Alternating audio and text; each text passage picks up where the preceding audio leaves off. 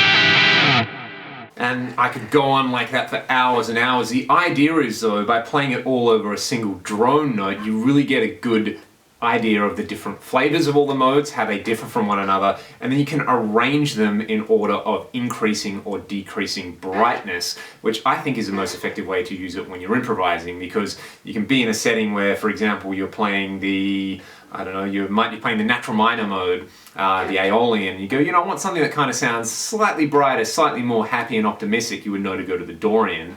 Or if you want something darker, you know, you go down to the Phrygian. And of course, if you get all the way down to the Locrian mode, or the Locrian mode, I never know how to pronounce that one.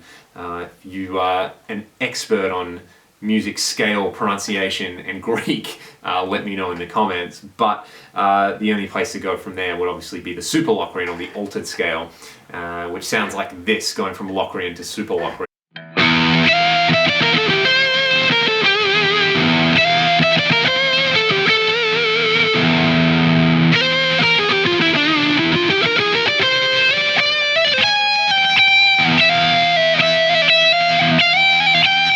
So there you go, there's a very cool way to practice the modes, which isn't just your sort of typical play or a backing track. We all love to sit around and noodle on the guitar. Here's how you can make your noodling more effective, and think about music and think about the modes, and most importantly, kind of the emotions that accompany them, and the idea of brightness and darkness when you're playing music. If you enjoyed this, please hit subscribe.